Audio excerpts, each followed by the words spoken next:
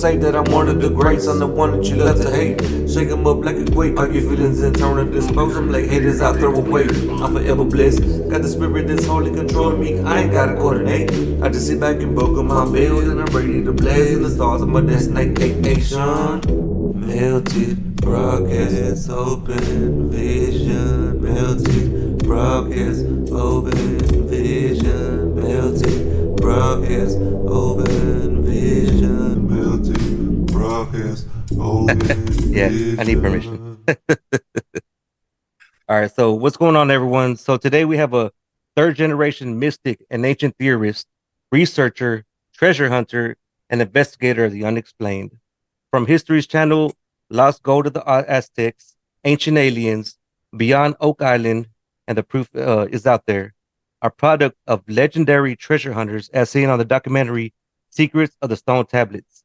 Welcome, Dan Dillman. Hey, how's it going, man? It's going good, man. It's going good. I appreciate you asking me to be on your show. I'm excited. Yeah, not a problem, man. Like I said before before we started this episode, I appreciate you coming on and just looking at the stuff that you're doing. It's you're kind of like an idol right now. Like it's something that I've always wanted to do, especially the treasure hunting and all that. Like you're actually going out there and getting your feet and your hands dirty, like putting in the work. And man, I gotta commend you on that, bro. Thank you, man. I'm humbled by that. I appreciate it, and I can't explain the cosmic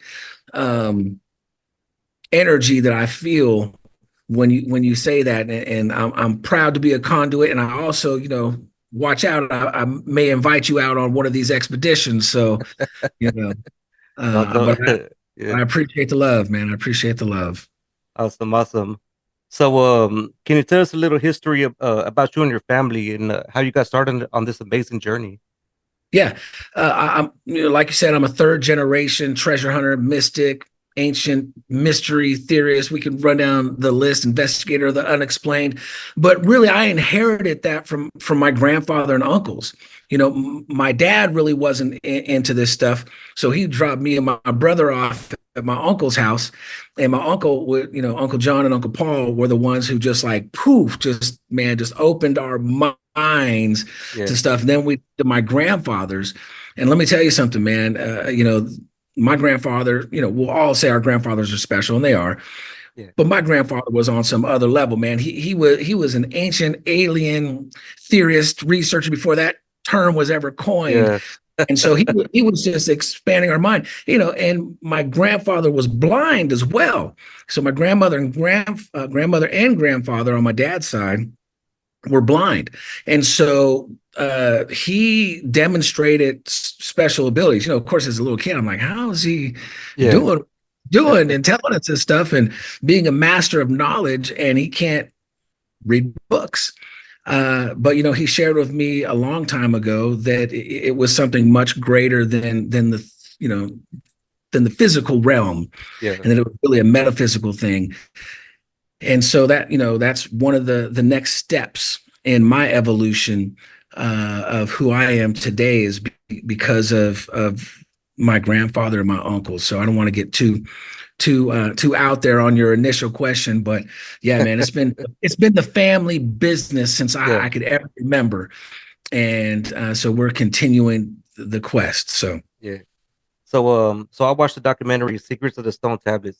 I actually watched it twice. I watched it yesterday, and then I watched it again this morning because it's it's so amazing. Like even the story, all the way up to where where like they signed a contract. And then, you guys are like digging up all this stuff and, like skeletal remains. And then this dude pulls out a gun, like, get off my property. And I was just like, no, like I was so emotionally connected to it. Like I could feel the emotions of just having to leave the property. So can you tell us a little bit about that documentary for those that haven't seen it? Absolutely. So what you're talking about is our family documentary that kind of tells you the genesis of our family's origins and adventures. when it comes to, Montezuma's treasure. It really up until our 1982 discovery, and that's called Secrets of the Stone Tablets in Okay. Search of Montezuma's Treasure. And so you can catch that on, if you want to support with money, then you can see it on pay on Amazon or on something else. But you can watch it for free on YouTube, on my YouTube channel. No need for that, but to check it out. So yeah, this really lays out our family's adventures, and there's so much to talk about. But talking about just that section there, make a long story short, my grandfather led my uncles and himself to a remote location in southern Utah, struck a deal with the landowner to basically, my grandfather said, "Hey, I believe that there is a portion of Montezuma's treasure on your property," and they cut a deal. They had a contract. And as we start in the story is fantastic. So you've watched it, and people got to watch it to really understand the amazing things that not only transpired in our family genesis, but that led to this location, and the other historical facts that connect to it. But in a nutshell, we start discovering and unearthing amazing artifacts. First of all, it's petroglyphs, pictographs, sacrificial altars that clearly people were being sacrificed on and then being tossed off the cliff edge there down into these pits. But when we started unearthing clay pots full of precious turquoise and metals and other artifacts, then that's when, really when the stone tablet, because my grandfather started with the Peralta stone tablets, but basically we discovered another stone tablet. As soon as that stone tablet was discovered, just the shit hit the fan. I don't know if I'm allowed to speak like that on your now go ahead, man. Yeah. And so really, the landowners pulled guns on my family and just basically said, "Hey, we're done. You get off my land right now, or I'll bury you and your sons here, right here." And so, my grandfather was heartbroken. My uncles, of course, they were straight kind of gangster from Oakland, California. And they were like, "Oh, hell no." In the van, the conversation was, let's do it. My grandfather was absolutely not about that. And was like, no, that's not the way this is supposed to unfold. And there's a greater picture here. And we have discovered many, many other things while being here besides the stone tablet, which they didn't get to keep. But yeah, man. So as we start making these amazing discoveries that are really historical, matter of fact, some of the biggest archaeologists from BYU and other noted institutions came to this location afterwards. It's not in the documentary. And they said that what we unearthed, because these circular, people like to call circular things kivas. This wasn't a kiva, but these were circular, like drilled when there was no drilling technology. And these perfect cylinder circles into the mountain where we were finding, of course, dead bodies and other amazing things. And these archaeologists said this would be, because it's so unique, and these things that are here are not anywhere else. They said so unique that this would be a world, historic event if you guys didn't find it. And since you guys have already done all this stuff, you've really, tainted the archaeological evidence and blah, blah, blah. But these are some of the biggest names. I think Joel Janikowski. So anyone out there who is an archaeologist, who's ever been, that guy and his other buddy, which I can't remember his name now, were really, really excited about the place. But of course, academically, they were saying, that it's because we found it, because we started doing our research and digging, that we ruined the site. But what is that, ruin the site. Yeah, ruin the site for them and how they like to spend, with their brushes and doing the stuff. Because we definitely didn't damage anything. So anyway, I don't want to get too far off, but that's what transpired there. But it's not the end of the story. Not the end of the story at all. So yeah. So this is the hidden treasure of Montezuma. For those who don't know who Montezuma is, can you take them to school real quick?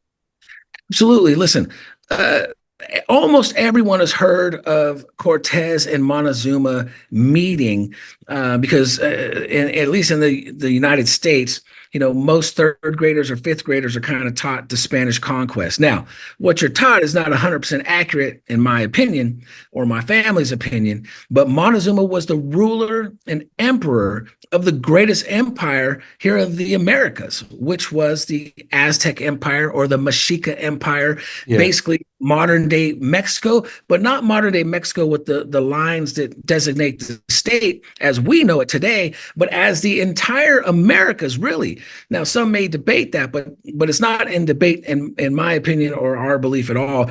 Montezuma was the ruler and emperor of the greatest civilization here in the Americas within our known time.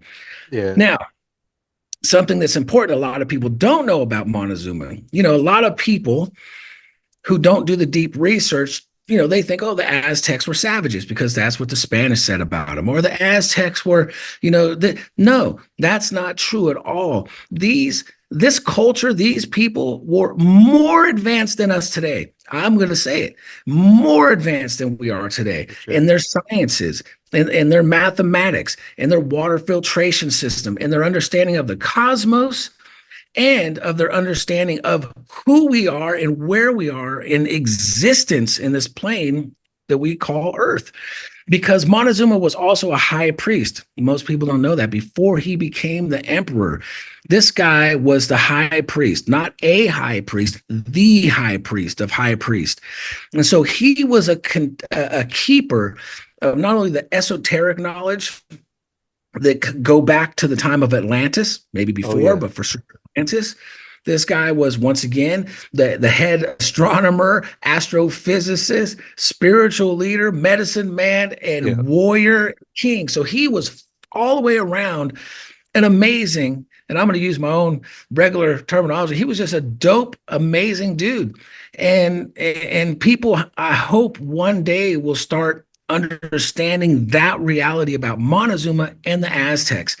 This emperor, even when Cortez showed up and he's writing letters to the king, they were mesmerized. They came into a fabulous kingdom that was cleaner than our streets today in San Francisco, Oakland, Bay Area, wherever. This place was fabulous. And it wasn't a bunch of savages, non-human entities, meaning, because they tried to call them animals, right, to justify the killing.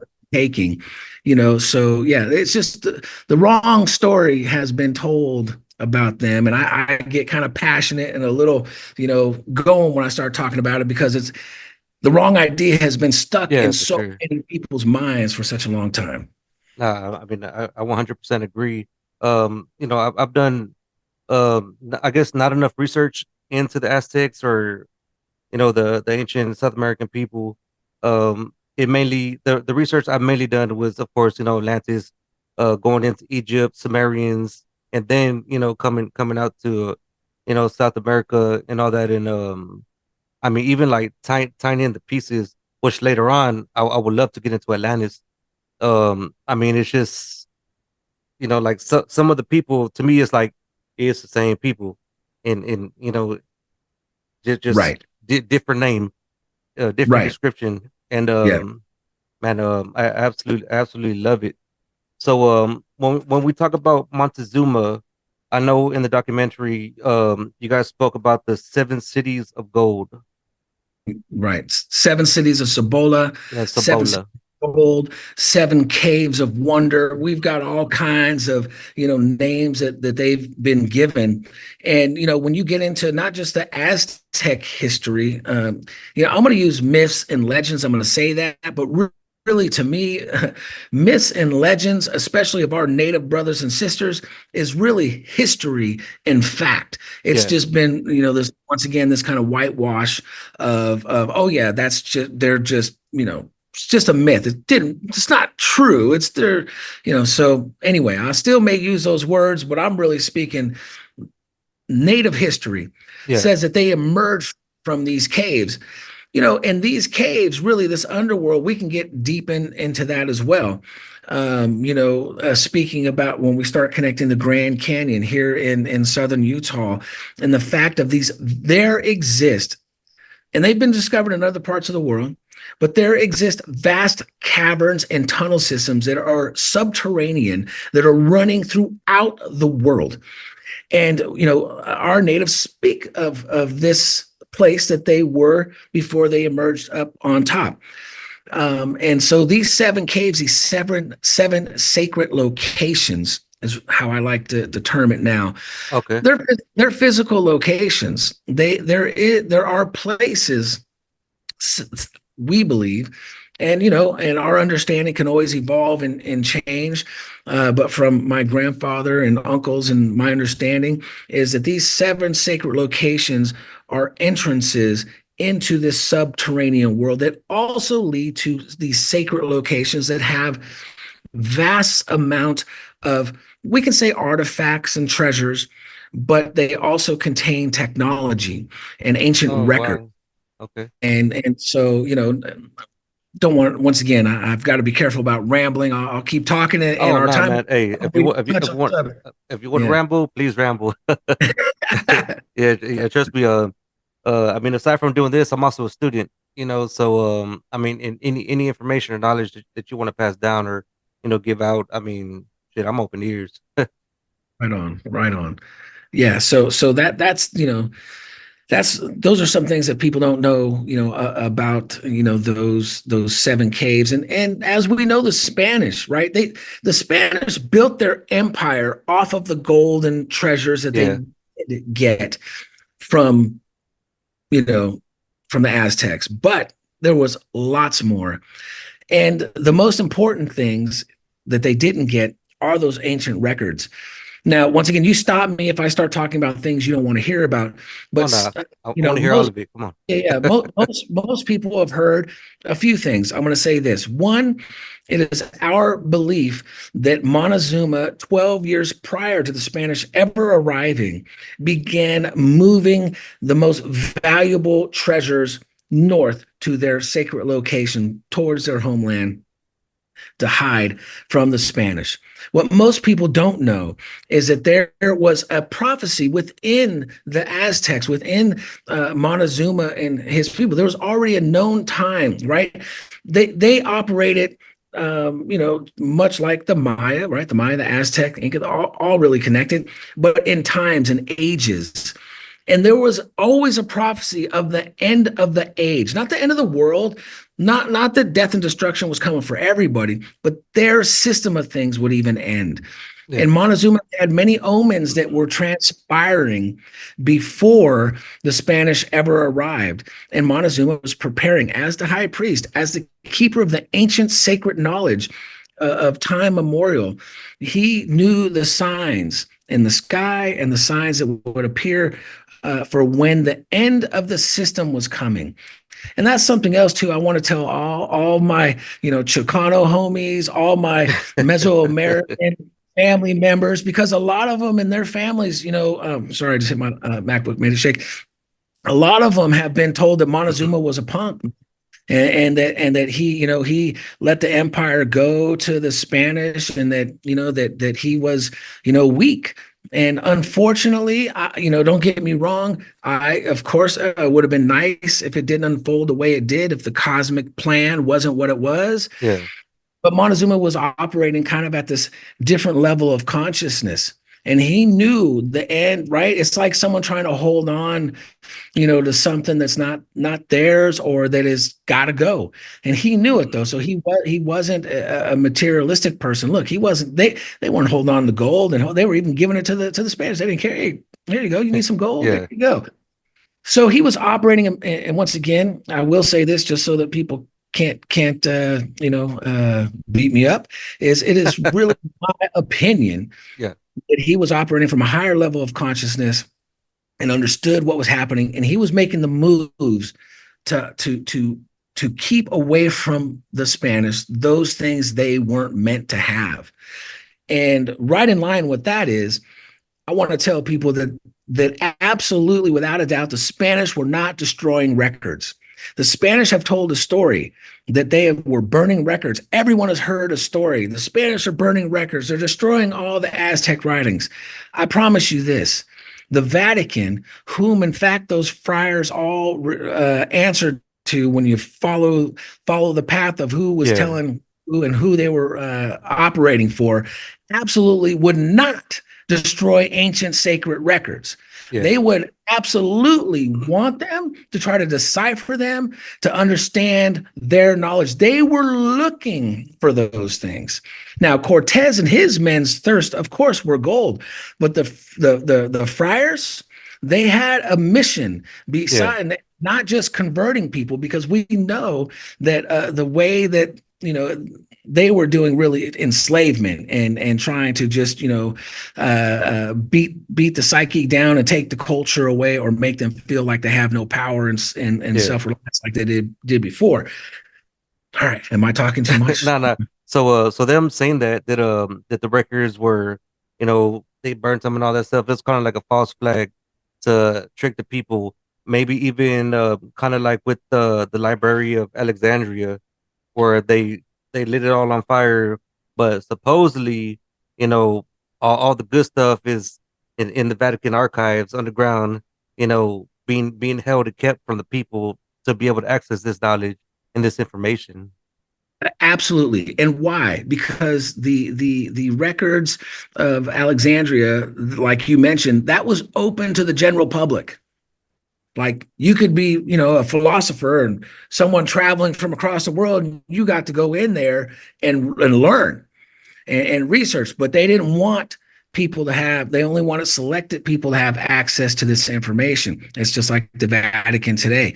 They are withholding and holding. They have so much stuff. I'm sure they don't know half the stuff they got. Someone there knows, but I'm saying a majority of people within the Vatican may even foo-foo this idea, because they're like, no, that can't be true. Look, you don't know what's in that Vatican, but somebody does. And those ancient records are there.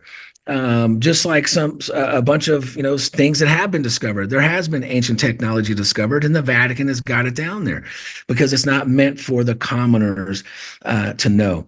But the Aztec, we all know about Egypt, and we all, most people know about Egypt and the fantastic, matter of fact, they say fantastic civilization.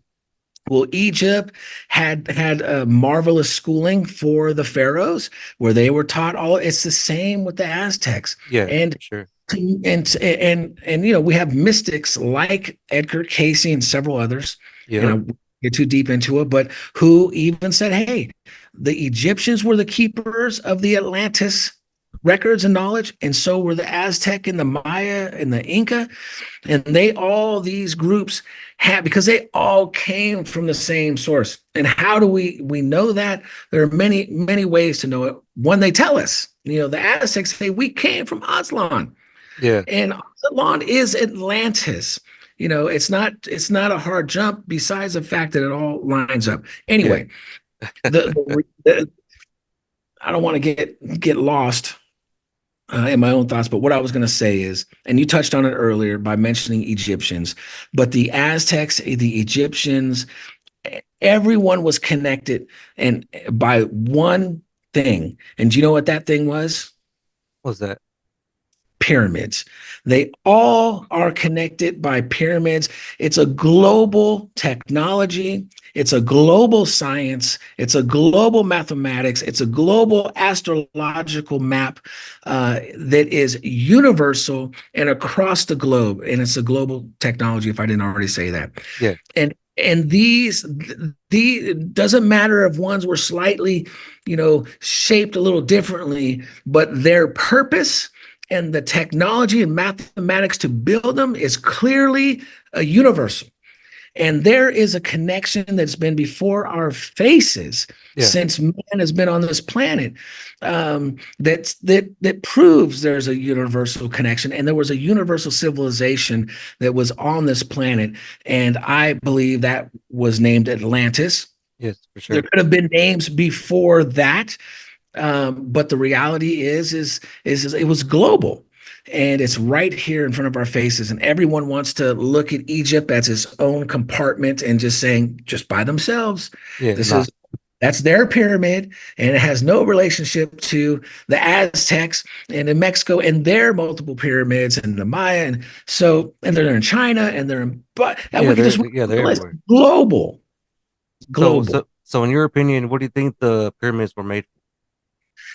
You know, for me, without a doubt, they clearly have to be some kind of technology. I'm convinced currently that without a doubt it was some form of I'll call Tesla wireless power Yeah, that was being transmitted from these places because.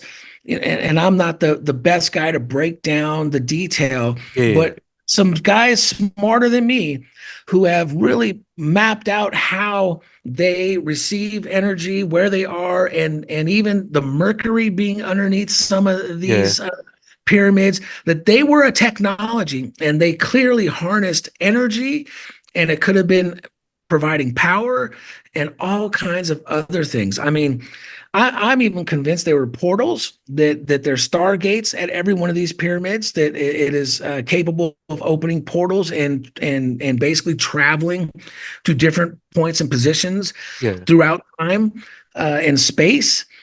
And so all of the above, and it's not a wild fantasy for that to be the case, because we even have the myths and the legends of what these places were and used for.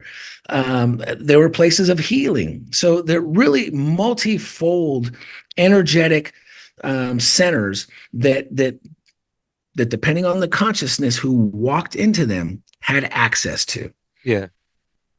Okay, so I want to just real quick off topic. So I spoke to my little brother earlier, and I told him that I was interviewing you today, and he wanted me to ask you a question, a two-part question.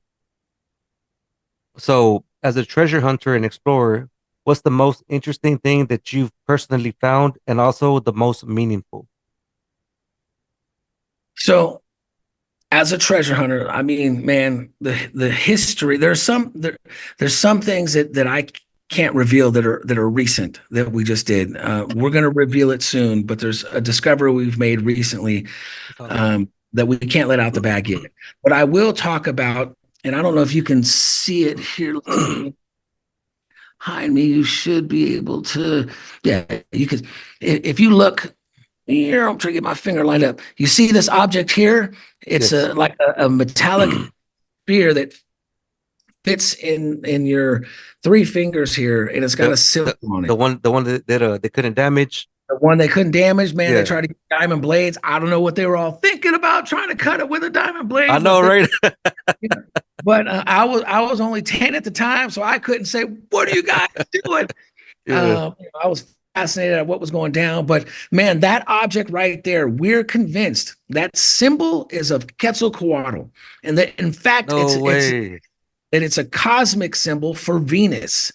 And we are convinced that in fact it is Venus, the little dot with the circular thing. My grandfather, it was his theory, so I don't want to take credit for it, that he believed that it was actually an object owned even by Top Season Quetzalcoatl.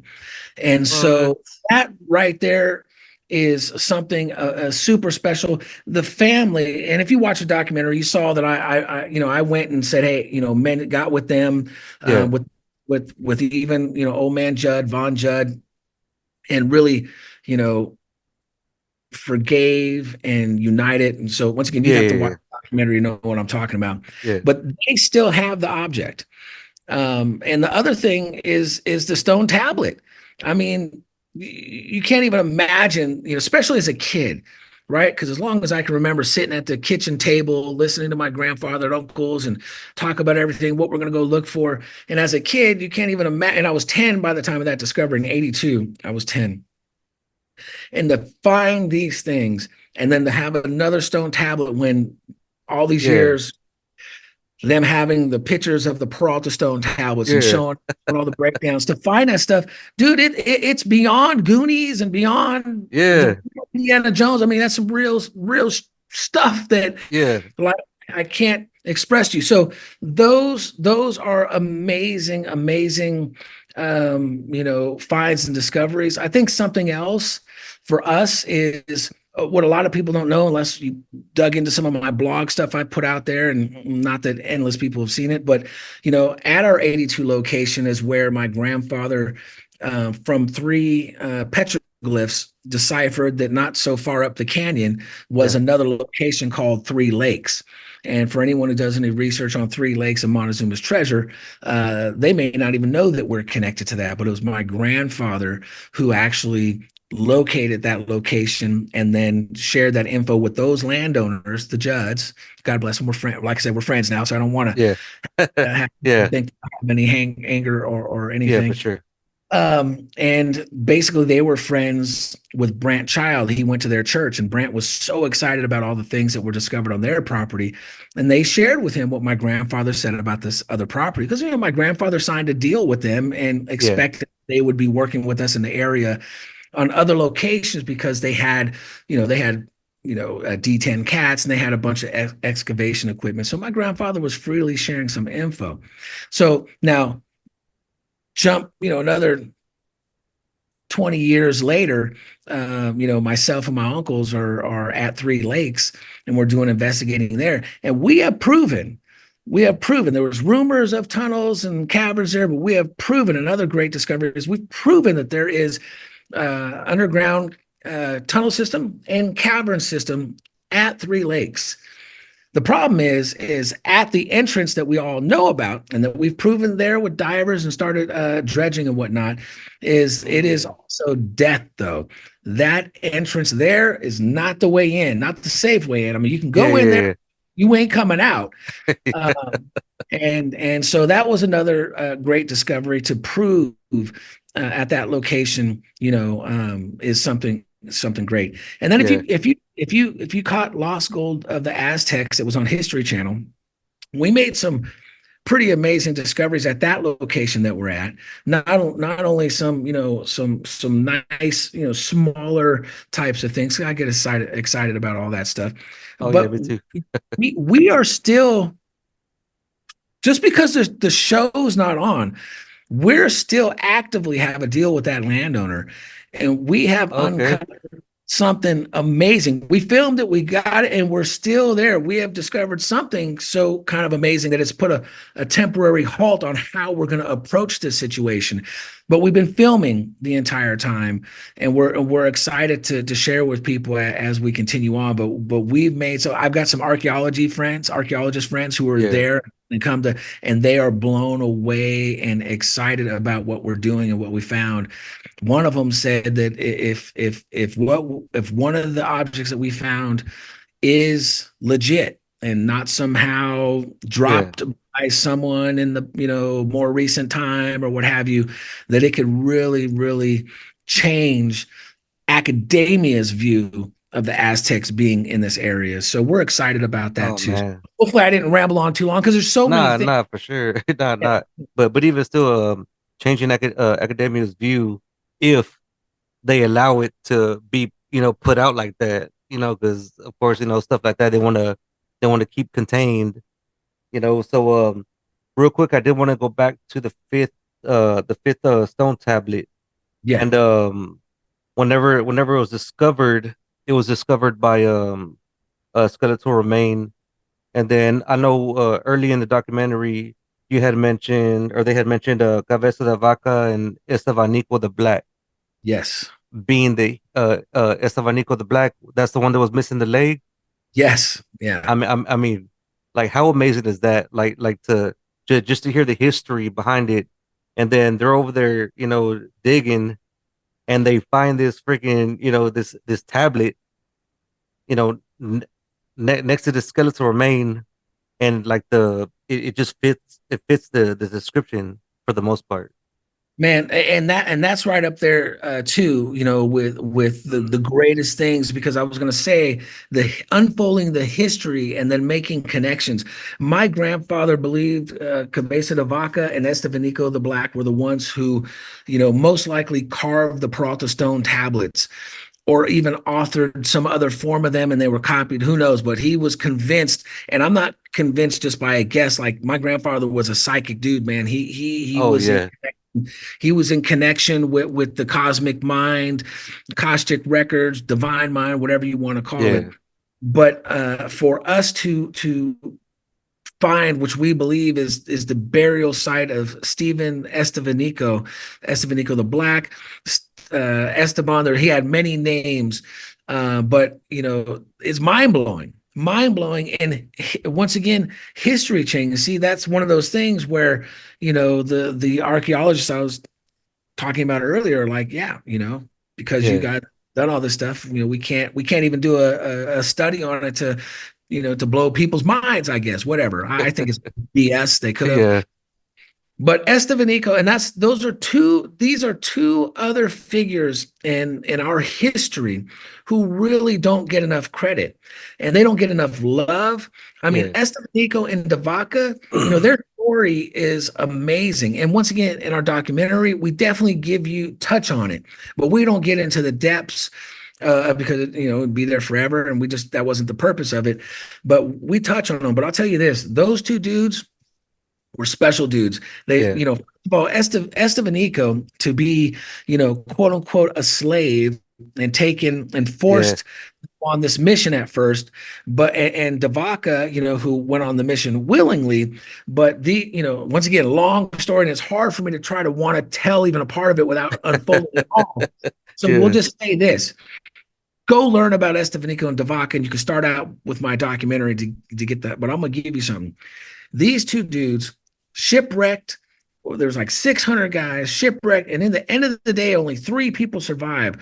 But their journey, they were held captive by the natives for about 2 years, but they were lost in the Americas for 8 years. This is a story that, of course, was out there.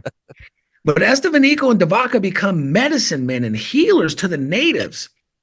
Can you imagine? These dudes had basically, what is not told is they clearly had a divine spiritual transformation. I believe Estevanico was already, in tune, navigator. You find these things written down in history about him. Really, the most that people know about Estevanico is what we know about Davaca's writing in his own Relación book that he was allowed by the King of Spain to write. So imagine that. No way. Things were held back, that weren't allowed to be said. Yeah, for sure. But we also have, once again, the myths and legends of the natives, and then we extrapolate anything Davaca says he saw and did. Estevanico was right there with him. Then we have the accounts from the Spanish. But long story short, these two guys, when they were held captives by giant white natives, giants. So there were giants that roamed the Americas, and once again, so many branches we can get off into, but I'm going to leave it at this, that they were privy, they were shown many sacred locations throughout the American Southwest. Some of those locations held some of what we call Montezuma's treasure or ancient treasures in sacred locations. And what you would never hear anywhere else, but I'm going to tell you first, is one, the Zuni have a black kachina, and I am convinced that the black kachina was Estevanico, and they're honoring of him.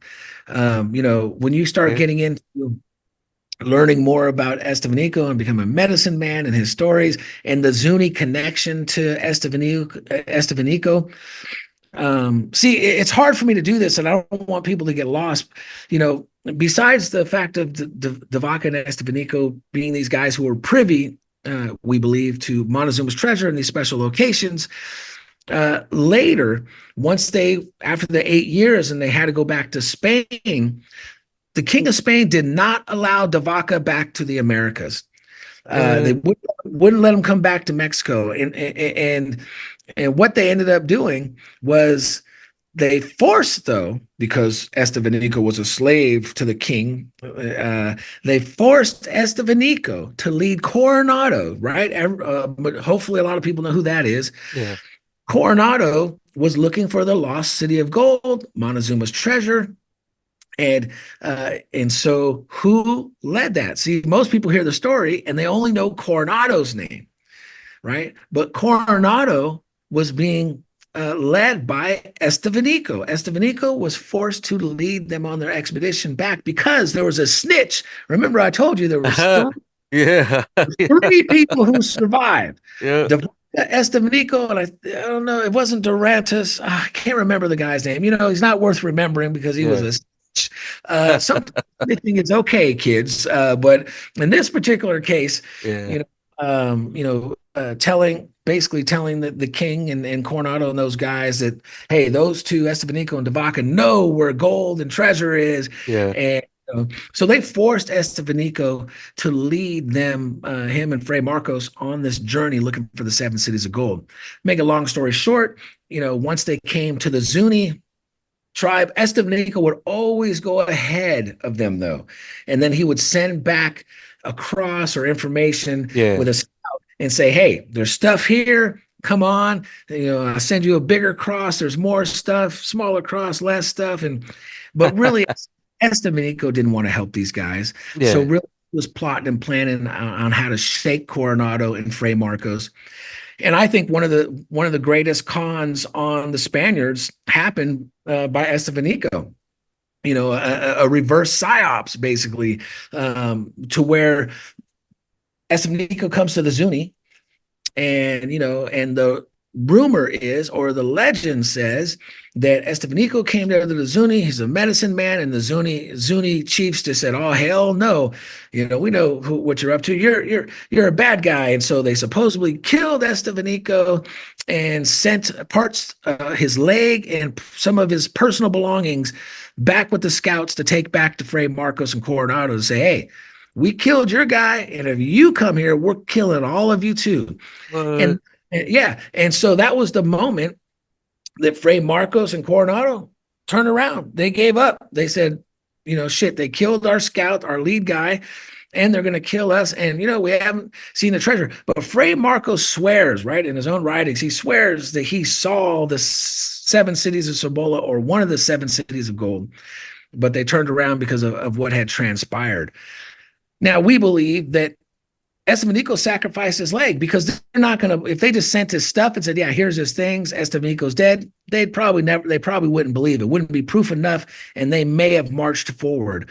But because he cut off his leg and let them cut off his leg and send his leg and send a few of his items, that the Spanish said, oh, hell no, we're not going any further. All right, but the natives say that Estevanico actually became one of them, absorbed into the community, and had kids. And even the revolution of Popeye was a descendant of Estevanico, who led the Pueblo revolt in the 1600s.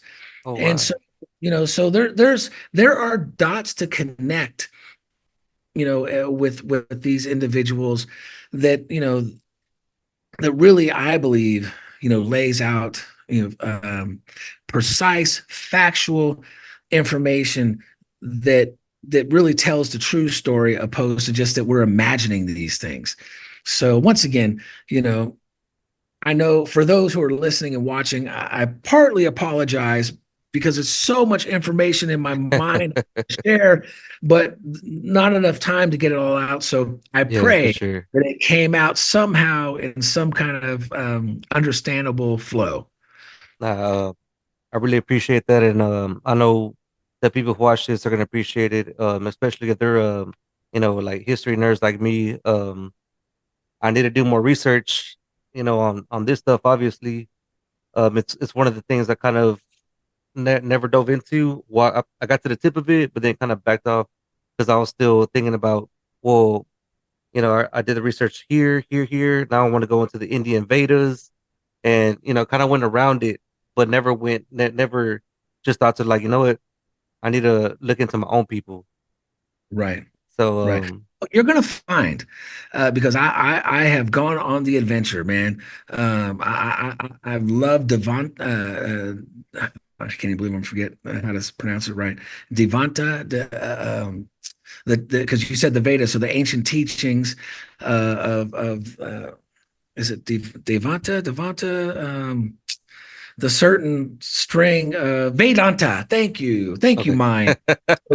Vedanta teachings, which are deep, along with the Vedas, all of those things, to getting into Buddhism and Christian mysticism, to even the Egyptian teachings, to Plato's and ancient Greek. Yeah. All of those guys, I call them the sages of the ages, man. And so I love that. whether it be Zoroaster, Jesus Christ, Buddha, Lao, Buddha, Shiva, Krishna. I mean, all of them said the same thing, man. When you go, Yeah, exactly. as a man believeth in his heart, so it is unto him. And they had so many lines of wisdom. And remember this too, none of them, Zoroaster wasn't a Zoroastrian. Jesus Christ wasn't a quote unquote Christian, Yeah, wasn't a Buddhist. I mean, I can just run down the line. They were highly evolved, conscious, amazing being spirits here, ascended masters. sharing universal Yep. cosmic truth, and telling us all that we are special and unique and have the same capabilities they do. We just need to be willing to want to reach to that level and understand our Yeah. cosmic position in life. So I guess what I'm saying is, and that comes with the Aztecs too, the Aztec, the Maya, the Inca, all of these spiritual guys. Don't get me wrong. We've been told stories about sacrifices and this and that. Yeah. And isn't our government today sacrificing our soldiers and our, people? So this some of the shit of humanity is going down, Yeah, for period. sure. And no one is without blame when it comes to that. Nobody. But there is this other level of consciousness, this other level of understanding that has been available to us since the beginning. And these guys, and I include Montezuma as one of them, these highly evolved minds, conscious people, were really had a message for us that we can resonate and connect with today, man, and make different choices as for brothers sure. and sisters in this life, And also on your episode of Antarctica, I love the way that you your example of trying to explain God, capital G, with the dreaming, the dreaming a description of, like, you're asleep and then you're dreaming of these other people, and I'm just sitting there listening to it. I'm like, damn it, he got it. Yeah. And and we all got it. And it resonates with me. And I think you're talking about when I share with people, like, look, we've been told that we've been made in the image of God. Yes. And my current understanding of how to speak that and share that with people is we have been made within the imagination of God, and that each one of us is an individual thought in the mind of God. And God is much more than even mind, right? There's still, Exactly. still a limited way to express what the heavens we're trying to understand here. But just as when we are asleep in our beds and we could be dreaming of an entire world filled with so many different individuals, conversations off to the left, off to the right, having our loved ones in front of us. And we have the multitude of people, places, conversations, and experiences happening. And yet it's just within me, this entire existence of experience and people and things. It's just the simplest way to hopefully get the idea across of how we could be existing within the mind of what we call God, or really I like to say God beyond God, because any idea that I have of God is still limited in my description of what this God beyond God, beyond all people, beyond all physical space, invisible space, all in all, permeating, penetrating, sustaining, maintaining. It's just a cosmic, amazing trip, man. And for me, it makes me feel. It makes me feel alive. It makes me feel connected. It makes me feel okay, even when by appearance some things don't seem to be cool. But at least in this moment, for me, if I close my eyes and I get the wisdom of Christ when he said, don't judge by appearance, because if we're looking with our eyes constantly and hearing with the ears and receiving those as reality, man, some things could be pretty poo-poo-y, pretty crappy. But when we really, like right now, sharing with you, sharing a common passion with you, man, this is heaven. This is heaven on earth right now. So I get to choose what my experience is, and so does everyone else. We get a choice to experience life how we want to experience it. And I feel blessed to be awake enough. And man, Sure. I do say I'm a mystic, and I can tell you all kinds of supernatural experiences. But at the end of the day, we are all mystics. It's just who is deciding to tap into that and realize that we have this relationship with the invisible. Yeah, for sure. Well, I mean, all right, brother. I don't want to keep you for too long. I know your schedule's packed. If you want to tell everybody real quick where they could get a hold of you and you know, your YouTube, Facebook, all that good stuff. Yeah, absolutely. So my website is dandillman.com. My Instagram is Dillman Family, and then my Facebook page, you can find me under my name, and then under Montezuma's Treasure, and my YouTube under Montezuma's Treasure as well. So you can find me in those locations. You know, I do spurts of uploading stuff, then I'm quiet on the scene because we're out in the field, we're doing our thing. But I appreciate you. I appreciate anyone that heard these few messages in a bottle that we've cast out into the cosmos. Sure. And I know that because I'm just not stuck in this one thing. I know I start shooting off all these places and whatnot, but I love it, and I want to share so much. There's just not enough time. Yeah, me too. Well, I appreciate you having you know, coming on, brother, and I'm looking forward to hearing about these next findings that you guys found. I'm really looking forward to it. Thank you. Oh, I want to point you to one last thing. Okay. Is that the Hopi have a prophecy, and I've got a video on my YouTube page where it's just my grandfather talking about this Hopi prophecy. I want everyone to go to my YouTube and listen to this Hopi prophecy, because after you listen to it, I would like for people to look at the world stage and tell me if the time is not now. Okay. And so, have you heard it? Have you listened to that Hopi prophecy? I don't think it's okay. You haven't. Am I able to play Dan a video? Kachamba, Can you hear that? the old chief of the independent Hopi Indian nation, gave a sign as to when Montezuma's treasure would be found. It will come in a time when the Gentile leaders will turn murderers and thieves loose, almost unpunished, to roam the land and vex the people.